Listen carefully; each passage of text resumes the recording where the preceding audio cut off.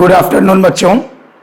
आज हम लोग पढ़ेंगे जो लेक्चर आज हम लोग का है, यह क्लास 10th एंड 12th दोनों में काम करेगा। दोनों के सिलेबस में है ये, बहुत इंपॉर्टेंट लेक्चर है ये। और क्या है बेटा, आज पढ़ेंगे गोली दर्पण, जो स्फेरिकल मिरर है वो इमेज कैसे बनाते हैं, प्रतिबिंब का बनना पढ़ेंगे। लिखा गया है आज उसमें दोनों पढ़ेंगे, उत्तल अवतल दोनों पढ़ेंगे। पहले पढ़ेंगे अवतल दर्पण द्वारा प्रतिबिंब का बनना। एक अवतल जो दर्पण होता है, कॉनकेव जो मिरर होता है, वह इमेज कैसे बनाता है, उसके बारे में हम लोग चर्चा करेंगे। तो उसके लिए दो नियम है, उन नियम को जान लीजिए। पहला नियम है कि मुख्य अक्ष के समांतर जाने वाली प्रकाश की किरण, मुख्य अक्ष के समांतर जाने वाली प्रकाश की किरण परावर्तन के पश्चात वह फोकस बिंदु से होकर के जाएगी, एकदम निश्चित है। और दूसरा है कि ये सी वक्रता केंद्र, वक्रता केंद्र से होकर जाने वाली प्रकाश की किरण पुनः क्या होगी, उसी रास्ते पर वापस लौट आएगी। तो दोनों नियमों को याद कर लीजिएगा। मुख्य अक्ष के समांतर जाने वाली प्रकाश की किरण दर्पण से टकराने के पश्चात जब परावर्तन होगा तो फोकस बिंदु से होकर जाएगी, और वक्रता केंद्र से होकर जाने वाली प्रकाश की किरण ठीक उसी पथ पर क्या होती है, वापस लौट आती है। ओके, चलिए अवतल दर्पण कितने तरह का इमेज बना सकता है? तो एक अवतल दर्पण 6 तरह का इमेज बना सकता है। जब वस्तु को फोकस बिंदु और ध्रुव के बीच रखा जाए तो कैसा इमेज बनेगा, आभासी हम सीधा क्यों लिख देगा। जब वस्तु को फोकस बिंदु पर रखेंगे तो कैसा इमेज बनेगा, जब वस्तु को फोकस बिंदु और वक्रता केंद्र पर रखेंगे तो कैसा इमेज बनेगा, जब वस्तु को वक्रता केंद्र पर रखेंगे तो कैसा इमेज बनेगा, जब वक्रता केंद्र और अनंत के बीच रखेंगे तो कैसा प्रतिबिंब बनेगा, और जब वस्तु को अनंत पर रखेंगे तो कैसा प्रतिबिंब बनेगा। एक अवतल दर्पण 6 प्रकार का इमेज बना सकता है। इसमें इन 6 में से जो एक दशा है, जब वस्तु को फोकस बिंदु और ध्रुव के बीच में रखा जाता है तो सीधा एवं आभासी प्रतिबिंब बनाता है। लेकिन दशा एक को छोड़कर माने कि condition second, third, fourth, fifth, sixth हमेशा उल्टा एवं वास्तविक प्रतिबिंब बनता है। एक और महत्वपूर्ण बात है, जब वस्तु वक्रता केंद्र पर रखी जाती है तो इसका प्रतिबिंब बिल्कुल बराबर बनता है, और वक्रता केंद्र और ध्रुव के बीच में रखेंगे तो प्रतिबिंब हमेशा बड़ा बनता है, और वक्रता केंद्र और अनंत के बीच में वस्तु को रखेंगे तो प्रतिबिंब हमेशा छोटा बनता है। 2 तरह के प्रतिबिंब बनते हैं इसमें। एक होता है अगर प्रतिबिंब सीधा होगा तो आभासी होगा।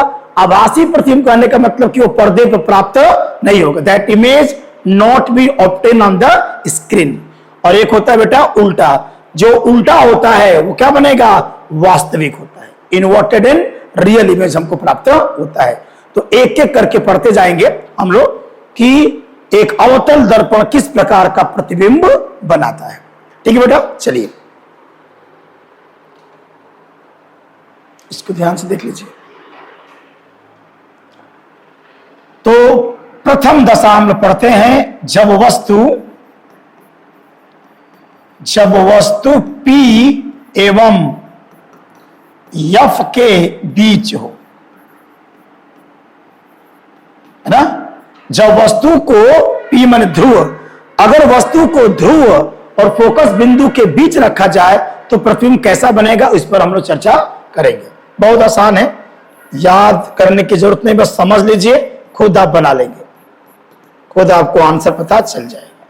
ये रहा P और ये है, मान लेते हैं कि C है, और C और P के एकदम बीचों बीच में F को रखिएगा।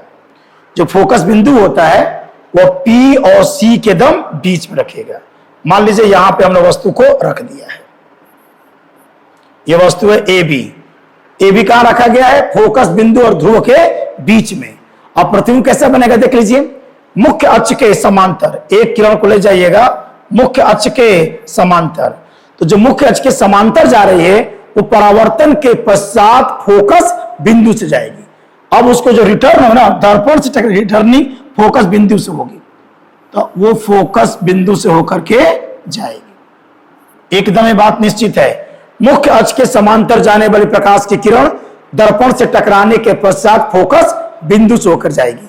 और एक किरण को, ध्यान देना बेटा, एक किरण को सी से ले जाइए, सी से जाइए, जो उसको हेड को एकदम छूते हुए, हम जानते हैं कि जो प्रकाश की किरण सी से जाएगी वह उसी पथ पर क्या होगी, वापस लौट आएगी।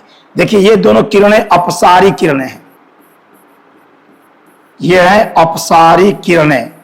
अपसारी किरणें का मतलब हुआ बच्चे, ये किरणें आगे जो होंगी आगे फैलती हुई जाएंगी। इसका मतलब कि दोनों परावर्तित किरणें आगे नहीं मिल पाएंगे, क्योंकि जैसे आगे जाए उनके बीच की दूरी क्या होगी, बढ़ती जाएगी। तो ये दोनों परावर्तित किरणें आगे तो नहीं मिलेंगी, तो क्या करेंगे, इनको पीछे बढ़ाएंगे।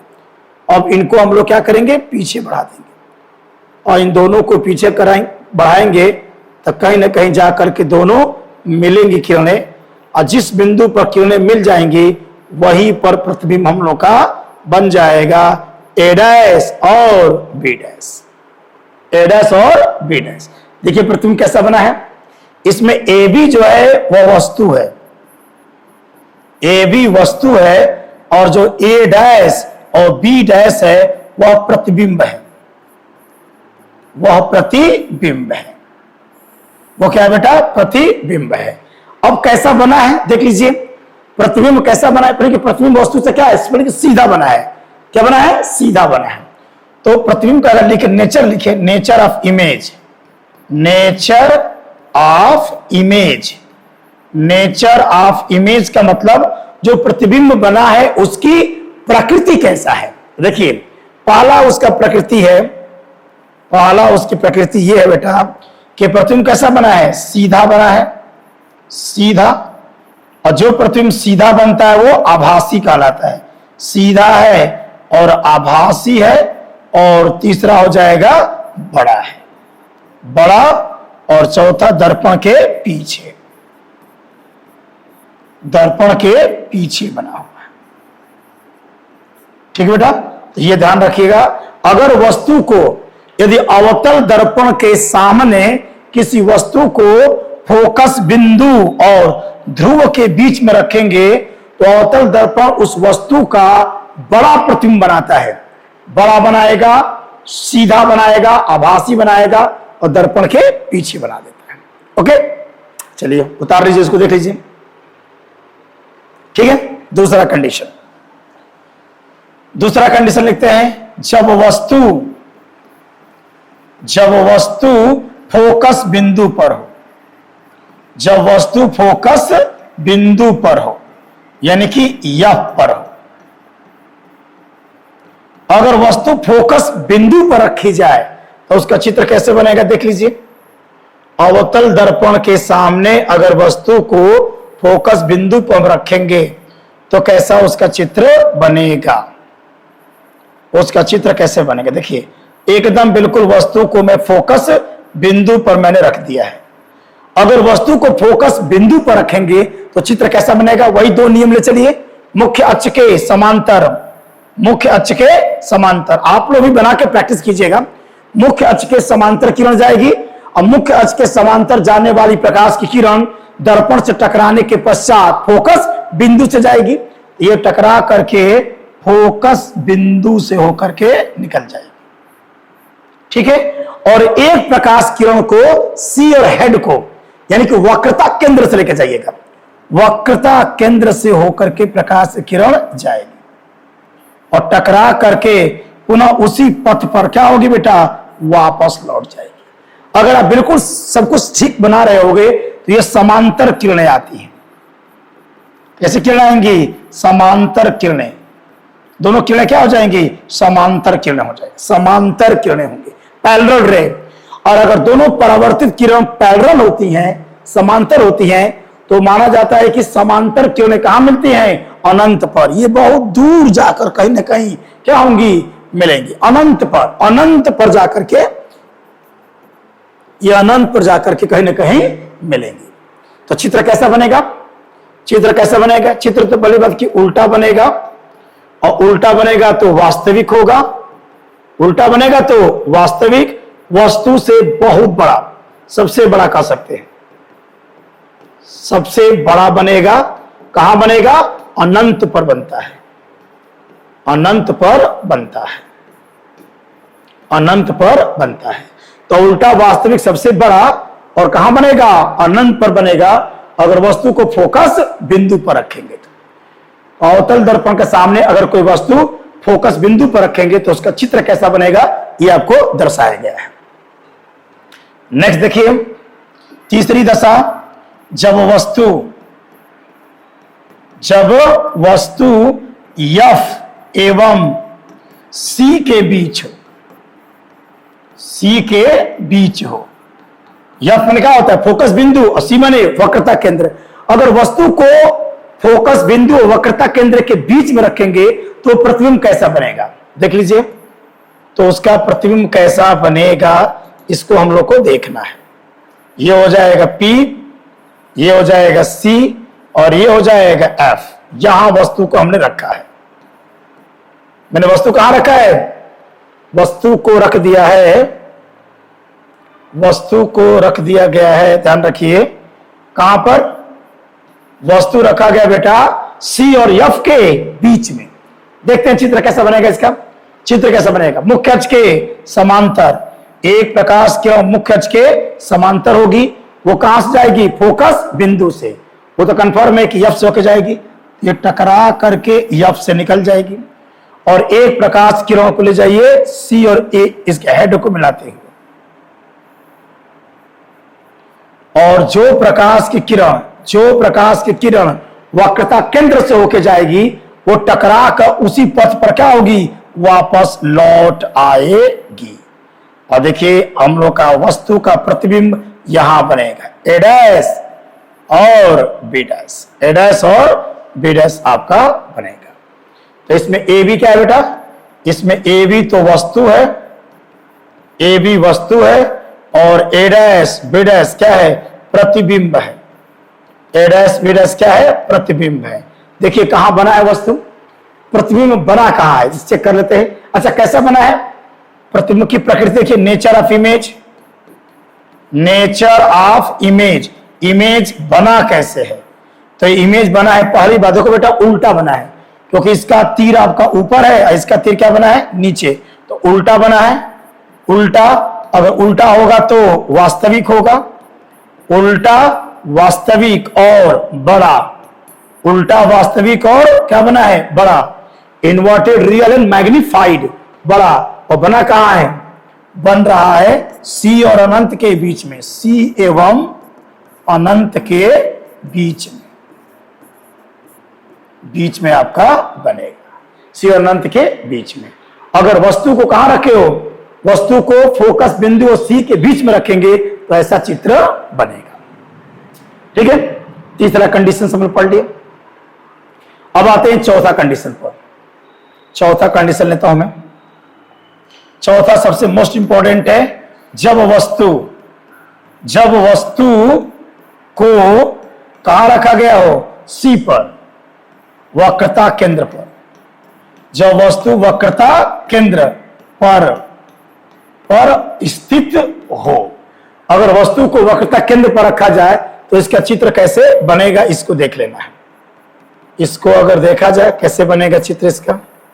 ठीक है, ये हो गया P और ये हो गया C और ये हो गया F।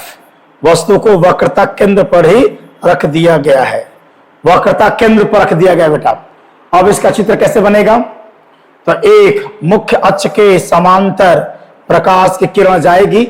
अब मुख्य अक्ष के जो समांतर जाएगी वो टकराने के बाद फोकस बिंदु से होकर के जाएगी, है ना। अब दूसरी प्रकाश की किरण अब C से लेके जाओ, दर्पण नहीं मिलेगा। तो इसमें एक नया नियम लगा देते हैं। एक नियम तो जान लीजिए। दूसरा नियम यह है कि अगर कोई भी प्रकाश की किरण फोकस बिंदु से होकर के जाएगी तो मुख्य अक्ष के क्या हो जाएगी? समांतर हो जाएगी।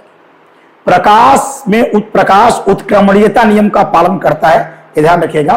देखो, अगर मुख्य अक्ष के समांतर है तो फोकस बिंदु से होके जाएगा, इसी का उल्टा करो, अगर फोकस बिंदु से होके जाएगा तो समांतर हो जाएगा। एक और नियम जानते रहिए कि अगर कोई प्रकाश की किरण फोकस बिंदु से होके जाएगी तो मुख्य अक्ष के समांतर हो जाएगी। इसी नियम का प्रयोग कर देंगे। एक प्रकाश की किरण को लेके जाएंगे इसके, और उसके बाद ऐसा सेट करेगा बेटा, एकदम वहीं पर वो कट करेगा, एकदम वहीं पर कट करेगा, एकदम वहीं पर कट करेगा। उसका चित्र बनेगा बिल्कुल एकदम यहीं पर ए डैश, और क्या बनेगा, बी डैश। यानी कि जब वस्तु को सी पर रखा जाएगा तो उसका चित्र एकदम सी के नीचे ही बनेगा, एकदम वहीं बनेगा एकदम। अगर वस्तु को वक्रता केंद्र पर रखोगे तो उसका प्रतिबिंब वक्रता केंद्र पर ही बनेगा, उल्टा बनेगा, उल्टा उल्टा वास्तविक और बराबर। तो इसके बाद एक बार समझते हैं क्या ये, देखो ध्यान समझिए। अगर वस्तु को वक्रता केंद्र पर रखोगे तो उसका चित्र कैसे बनेगा, तो ध्यान समझ लीजिए। थोड़ा सा एक नया नियम है इसमें, सी, और ये हो जाएगा एफ।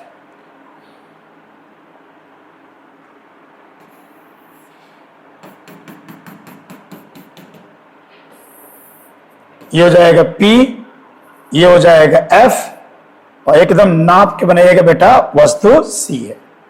वस्तु कहां रखी गई है, C पर रख दी गई है। A और B है। मुख्य अक्ष के समांतर, ध्यान देखो, मुख्य अक्ष के समांतर कहां जाएगी, फोकस बिंदु से। ये निकल जाएगी फोकस बिंदु से निकल जाएगी, मुख्य अक्ष के समांतर फोकस बिंदु से जाएगी। अब एक और काम करिएगा, चित्र तो यहीं पर बनेगा, एकदम क्लियर है, एग्जैक्ट नहीं आ पा रहा है बेटा, लेकिन नाप के एकदम बनाओगे तो एकदम क्लियर बनेगा, एकदम क्लियर आपका बनेगा। मुख्य अक्ष के समांतर जो किरण जाएगी वो तो टकरा करके फोकस बिंदु से निकल जाएगी, और जो प्रकाश की फोकस बिंदु से होकर जाएगी वो क्या होगी, मुख्य अक्ष के समांतर हो जाएगी। कुल मिला के चित्र इसका एकदम एग्जैक्ट यहीं पर बनेगा। अगर बिल्कुल नाप के बनाएंगे सही आएगा, और इसमें इसका चित्र हो जाएगा ए डैश, और ये क्या हो जाएगा बेटा, बी डैश। देखो कैसे बनेगा, ए बी तो इसमें वस्तु है, ए बी वस्तु है, और ए डैश बी डैश क्या है, प्रतिबिंब है, प्रतिबिंब है। जरा प्रकृति देख लीजिए, प्रकृति नेचर क्या है, नेचर है उल्टा। प्रतिबिंब कैसा बना है, उल्टा, उल्टा बना है। और अगर बिल्कुल सही से बनाओगे तो बराबर बनेगा बेटा, उल्टा बराबर, उल्टा एवं बराबर, वास्तविक, वास्तविक बनेगा। और सबसे मजेदार बात यह है कि वक्रता केंद्र पर बनेगा, वक्रता केंद्र पर बनता है, वक्रता केंद्र पर बनता है। थोड़ा सा इसको प्रैक्टिस जरूर करना होगा, तभी जाके आंसर आएगा। ये बहुत इंपॉर्टेंट है।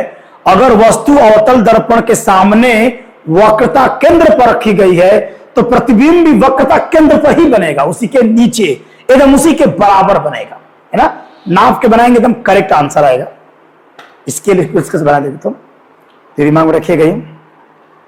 चलिए अब आ जाइए, कितने सा हो गई, 1 2 3 4 पढ़ ली। पांचवा देखिए, पांचवी दशा। पांचवी दशा यह है कि जब वस्तु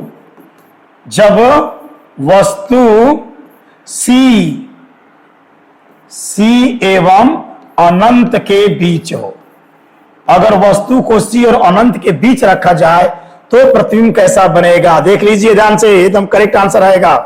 ये रहा P, और ये रहा बेटा C, और ये रहा F। वस्तु को इधर हमने रखा है, कहां रखे वस्तु को, देखो वस्तु C और अनंत के बीच में रखी गई है। प्रतिबिंब कैसा बनेगा, एकदम बिल्कुल मुख्य अक्ष के समांतर ले जाइए।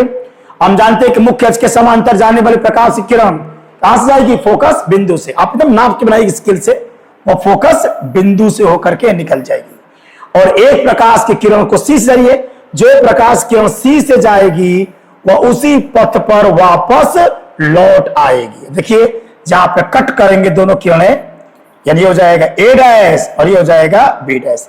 ये वस्तु और ये रहा उसका प्रतिबिंब। देखिए कैसे बना है इसमें, nature of image, nature of image. Nature of image कैसे बनेगा बेटा? देखिए इसका तीर पहली बात की ऊपर है, तो इसका तीर क्या बना है? नीचे बना है, उल्टा बना है। प्रतिबिंब कैसे बना है? उल्टा। और अगर प्रतिबिंब उल्टा होता है तो वास्तविक होता है, उल्टा वास्तविक। और क्या बना है? छोटा बना है। उल्टा वास्तविक और छोटा कहां बना है? सी और एफ के बीच में, सी एवं एफ के बीच बना हुआ है, सी एवं एफ के बीच आपका बना हुआ है। अगर वस्तु को वक्रता केंद्र और अनंत के बीच में रखेंगे तो उसका चित्र इस प्रकार से बनेगा। आगे देख लेते हैं नेक्स्ट देख लेते हैं अंतिम छठवां कंडीशंस। जब वस्तु अनंत पर हो, जब वस्तु कहा हो अनंत पर रखी जाए तो उसका चित्र कैसा बनेगा, इस पर हम लोग चर्चा करेंगे। अगर अवतल दर्पण के सामने कोई वस्तु है और वो अनंत पर है, अनंत पर अगर कोई भी किरण वस्तु अनंत पर है, पहली बात की बहुत दूर है ना, ध्यान देना यह है कि अगर वस्तु कहां है? अनंत पर रखी गई है। वस्तु अगर अनंत पर रखी गई है तो अनंत वस्तु से आने वाली प्रकाश की किरणें समांतर होंगी, क्योंकि हम जानते हैं कि समांतर किरणें अनंत मिलती हैं। तो इसका उल्टा क्या होगा? अनंत वस्तु से आने वाली प्रकाश की किरणें आपस में समांतर होंगी। तो इस वस्तु से जो किरणें आएंगी, दोनों वस्तु, वो किरणें आपस में क्या होंगी? समांतर होंगी।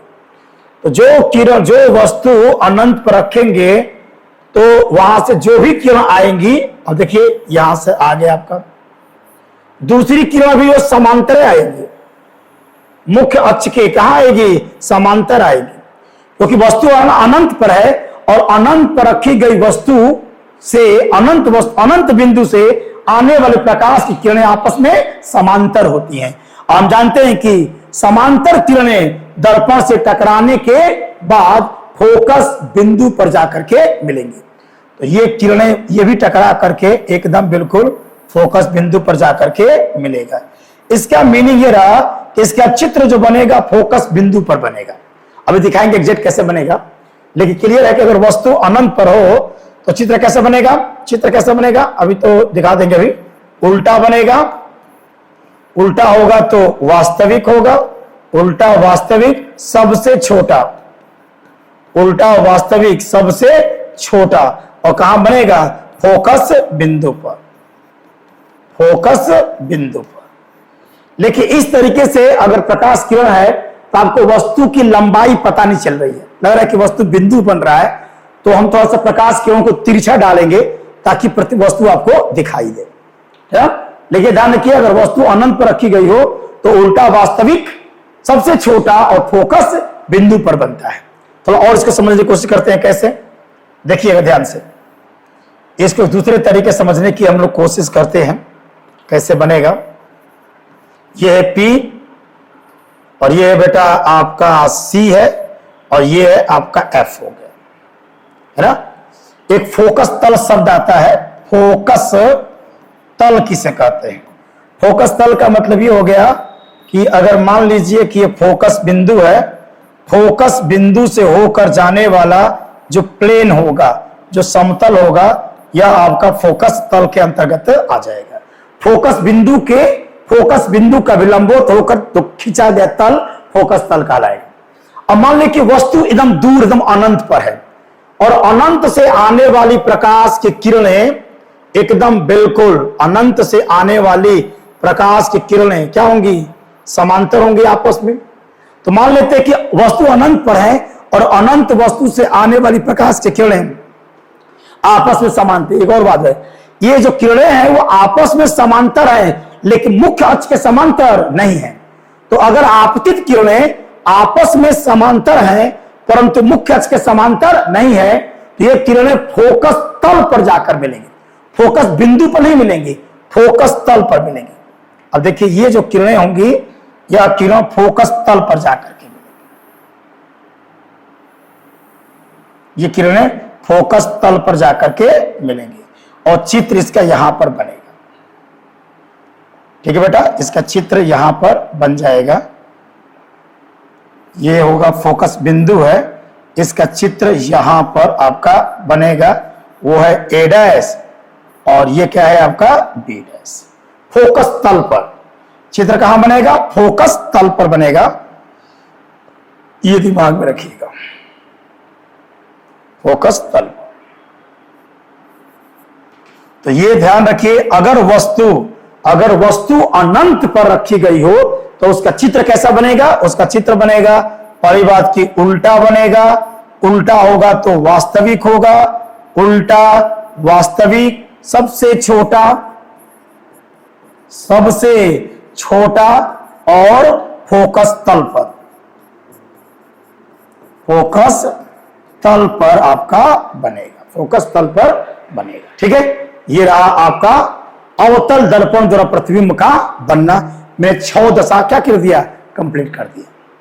ठीक, अब थोड़ा पढ़ लेते हैं उत्तल दर्पण कैसे बनाता है। उत्तल दर्पण द्वारा चित्र कैसे बनाया जाएगा? तो हो जाएगा उत्तल दर्पण द्वारा प्रतिबिंब का बनना, प्रतिबिंब का बनना, प्रतिबिंब का बनना। इस पर उत्तल दर्पण द्वारा प्रतिबिंब का बनना, यह आसान है, ज्यादा इंपॉर्टेंट नहीं। देखिए उत्तल दर्पण चित्र कैसे बनाएगा ये दिमाग में रखिएगा ध्यान से। उत्तल दर्पण है बेटा, मान लीजिए, तो इसका जो वक्रता केंद्र है वो तो दाईं तरफ आएगा, ये ध्रुव है और ये इसका फोकस बिंदु है EF।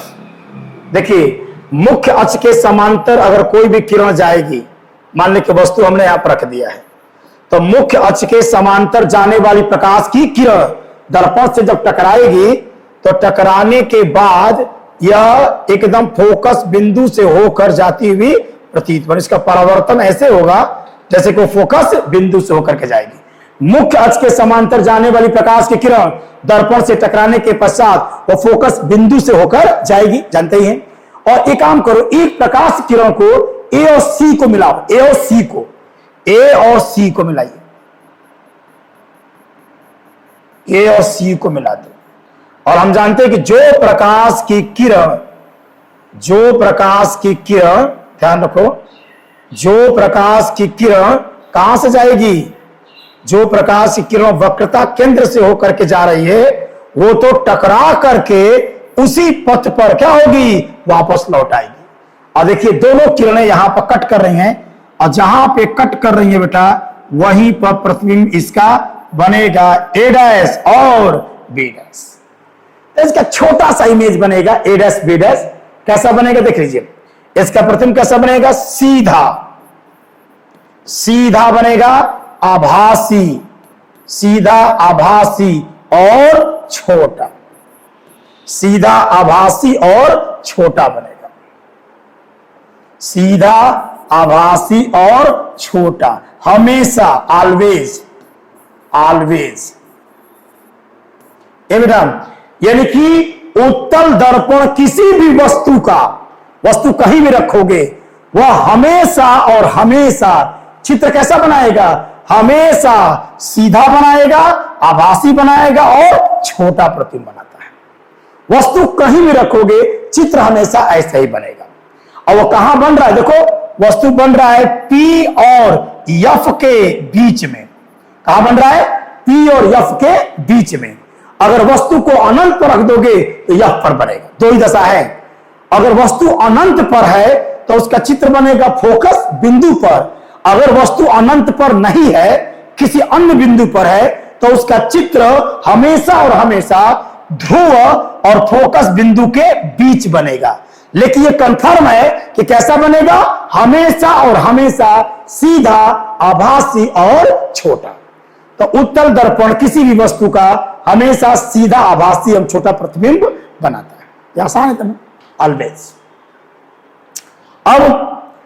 अब हम लोग सबसे इंपॉर्टेंट लेक्चर पढ़ने वाले हैं, वह दर्पण के परावर्तन का सूत्र। उसके लिए मैं एक चिन्ह परिपाटी नियम बता दूं थोड़ा सा, साइन कन्वेक्शन रूल। एक जान लीजिए, चिन्ह परिपाटी नियम। चिन्ह परिपाटी नियम, साइन कन्वेक्शन रूल एक छोटा सा कंसेप्ट है। जैसे मैथ में हम लोग पढ़े ना, मैथ में जब पढ़ते हो जैसे एक्स अक्ष और ये होता है वाई अक्ष, आपको याद होगा जब इधर जाते हो तो क्या लेते हैं, पॉजिटिव। अरे जब मूल बिंदु से एक्स अक्ष पर दाईं तरफ जाते हो तो प्लस लेते हो, और जब बाईं तरफ आते हो तो क्या लेते हो, माइनस लेते हो। जब वाई अक्ष पर जाते हो तो क्या लेते हैं, पॉजिटिव, और नीचे आते हो तो क्या लेते हो, माइनस। बिल्कुल यही कंसेप्ट एकदम दर्पण पर भी लागू होगा। अगर मान लीजिए कोई दर्पण का कोई सवाल है, कोई भी दर्पण का न्यूमेरिकल दर्पण है बेटा, मान लीजिए ये दर्पण है, और मान लो कोई वस्तु है, किसी भी वस्तु का प्रतिबिंब मान लीजिए दर्पण पर बन रहा है। ये मान लीजिए फोकस बिंदु है, और ये मान लो बेटा सी है, सी से जाके टकरा करके उसी पथ पर क्या हो रही है, वापस लौट रही है। ये हो जाएगा ए डैश और बी डैश। एक चीज ये जानना है कि दर्पण है, कोई भी दर्पण हो, चाहे उत्तल या अवतल, कोई भी दर्पण हो, कोई भी दर्पण हो, अगर दर्पण के बाईं तरफ की दूरी अगर नाप रहे हैं तो माइनस मिलेगा।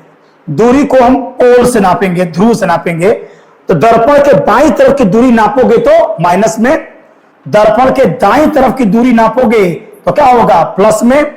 मुख्य अक्ष के ऊपर, अगर मुख्य अक्ष के ऊपर कोई दूरी नाप रहे हैं तो पॉजिटिव में, और मुख्य अक्ष के नीचे और कोई दूरी नाप रहे हैं तो नेगेटिव में।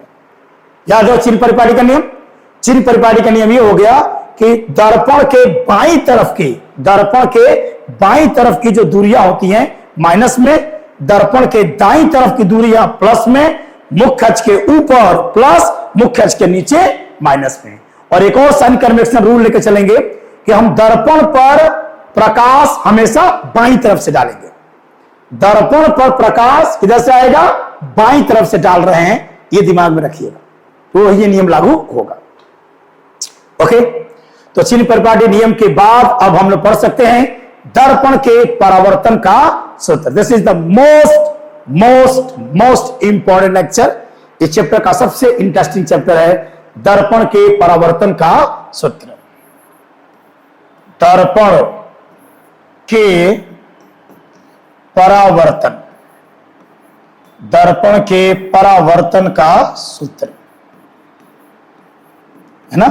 दर्पण के परावर्तन का सूत्र यानी हमको पढ़ना है 1/f बराबर 1/v प्लस 1/u का निगमन, निगमन डेरिवेशन। ये फॉर्मूला कहां से आया है, इसका डेरिवेशन हम लोग पढ़ने वाले हैं। इस बता दें कौन क्या है।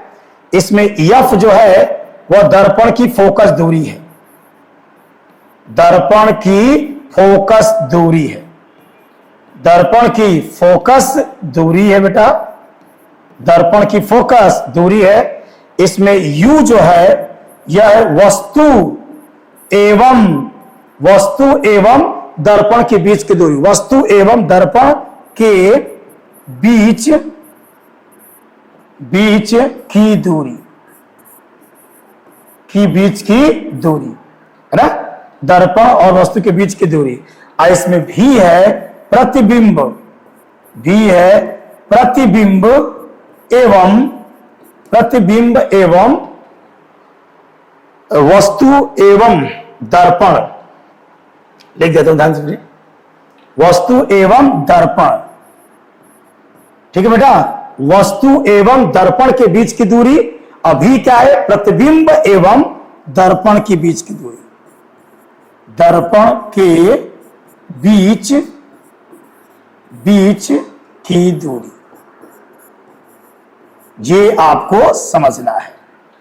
इन तीनों को पहले समझ लीजिए, u क्या है, v क्या है और f क्या है।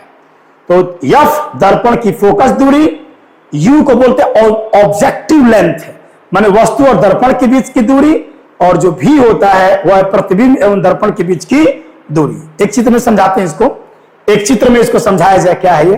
देखिए एक चित्र में समझाता हूं। जैसे मान लीजिए कभी हमने एक चित्र बनाया था, अभी मैंने एक चित्र बनाया था कि अगर मान लीजिए कि वस्तु यहाँ f है और ये क्या है, p है, वस्तु को हम यहां पर रखे थे, याद है ना। और तो इसका चित्र कैसे बनेगा, वस्तु को f और p के बीच में रखे थे, तो मुख्य अक्ष के समांतर वो प्रकाश कण कहां से जाएगी, आपके फोकस बिंदु से। यहां पे क्या था आपका c सा, c फोकस है, c क्या वक्रता केंद्र है, और वक्रता केंद्र से होकर जाने वाली प्रकाश की किरण दर्पण से टकराने के पश्चात उसी पथ पर पुनः क्या होती है, वापस लौटती है, आगे नहीं मिलेंगी। इनको पीछे मिलाए थे और पीछे मिलाने के बाद इनका इमेज कहीं यहां कहीं बना था ए डैश और बी डैश।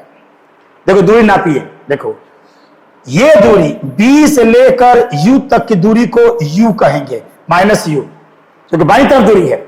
यही ना वस्तु बेटा, यही वस्तु है।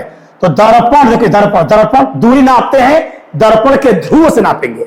तो दर्पण के ध्रुव और वस्तु के बीच की दूरी ये यू है बेटा, यही यू है। देखो P से लेकर B तक की दूरी को U कहेंगे, क्योंकि बाईं तरफ है तो माइनस में लेंगे।